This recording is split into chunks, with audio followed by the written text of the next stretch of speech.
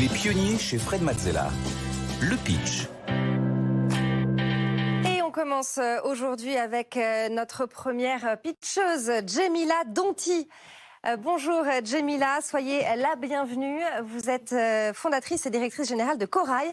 Vous vous attelez à la protection et à la restauration des écosystèmes marins. Alors je vous rappelle les règles, vous avez 1 minute 30 pour pitcher devant Fred et Agathe. Suivront des questions, des conseils aussi, mais d'abord c'est à vous. Si je vous disais que vos vacances étaient finies, que manger du poisson ne sera plus jamais possible pour des millions de personnes. Les récifs coralliens, qui abritent 25% de la biodiversité marine, qui nourrissent 500 millions de personnes dans le monde et qui décorent vos photos de vacances, vont disparaître si nous ne faisons rien. Si je vous disais maintenant que vous pouvez changer les choses grâce à votre entreprise. Chez Corail, nous engageons les entreprises dans la régénération des écosystèmes marins des côtes africaines, qui sont des réserves de biodiversité et des puits de carbone.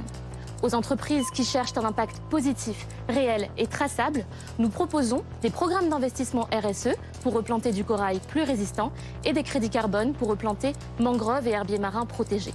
Et nous sensibilisons les populations locales grâce aux aquariums ludo-éducatifs dans nos nurseries.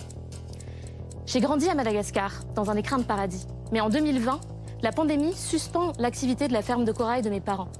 Mon père décède la même année et je prends conscience que le paysage de mon enfance est en train de disparaître.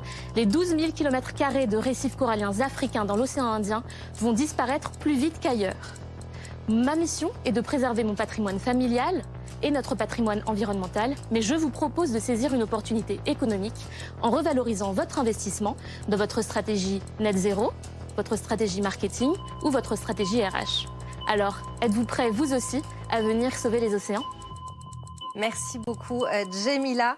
Djemila Donti pour Corail. Fred, on commence avec tes questions. Oui, alors on a tous envie de vous suivre, mais comme il s'agit d'aller impliquer des entreprises, je me demande quel est le levier qui les décide justement à vous suivre, au-delà de l'émotion, de l'envie évidemment d'aller contrer ce fléau actuel. Qu'est-ce qu'elles vont réussir de quelle manière elles vont réussir à articuler ça de manière rationnelle lorsqu'elles vont prendre la décision d'aller soutenir Corail? Tout à fait. Alors, donc nous, on propose effectivement d'accompagner les entreprises dans leurs différentes stratégies. Donc, on a 3 leviers d'entrée pour les entreprises. Soit c'est dans leur stratégie net zéro, donc dans leur contribution à la neutralité carbone globale, donc à travers les crédits carbone. Donc, on a des entreprises qui sont d'ailleurs contraintes, mais d'autres entreprises ont aussi dans leur ADN cette valeur que de contribuer à la neutralité. Ensuite, le deuxième levier, ça va être aussi l'engagement des salariés. Parce qu'aujourd'hui, on sait que les jeunes diplômés, quand ils arrivent sur le marché du travail, l'engagement de l'entreprise participe aussi dans leur choix de la rejoindre. Et donc, dans le levier RH, c'est aussi de réussir à dire, quand on replante du corail avec Corail, on va aussi réussir à engager nos salariés à travers les rapports d'impact, mais aussi une plateforme interactive. Et le troisième levier, ça va être le marketing, puisque les entreprises peuvent aussi embarquer leurs clients dans cet engagement et donc les convaincre à travers cet engagement. Donc engager les employés, recruter et engager les clients. Mais alors qu'est-ce que vous faites aussi concrètement? Parce que j'ai entendu parler de replanter du corail. Déjà, est-ce que c'est possible? Est-ce que c'est pérenne? C'est-à-dire que du fait que c'est lié à une partie de la montée des eaux, mais aussi le réchauffement, est-ce que de toute manière replanter des coraux peut-être au même endroit, ça ne donne pas le même résultat, à savoir qu'ils n'arrivent pas à survivre? Vous les plantez ailleurs? Vous les plantez dans quel... comment vous faites? Alors, en effet, donc il y a 3 menaces qui pèsent sur les coraux, vous l'avez bien dit. Il y a la hausse des températures, puisque au-delà d'un stress thermique de 2 degrés pendant longtemps, ces coraux ne survivent pas. La deuxième problématique, c'est aussi la destruction liée aux pratiques de pêche et de tourisme. Et la troisième problématique, c'est l'acidification des océans par la température, mais aussi par la pollution.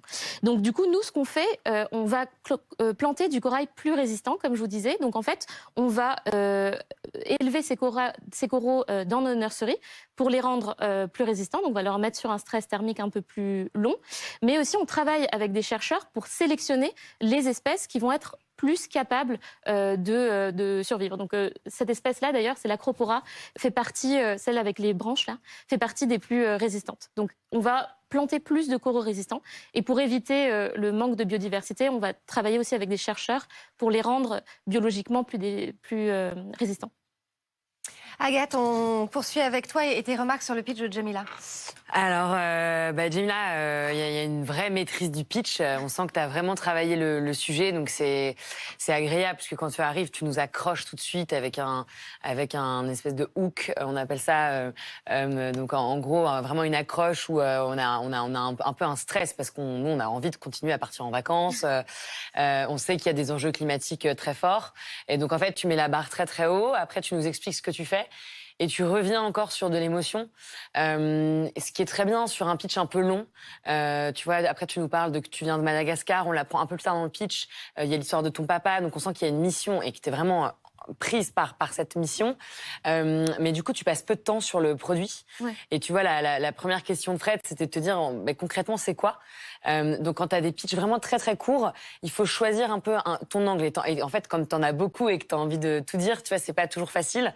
Mais là, tu vois, tu aurais pu choisir l'un ou l'autre et passer plus de temps sur ton offre. Parce que je pense qu'aujourd'hui, c'est pas très clair ce que tu offres aux entreprises.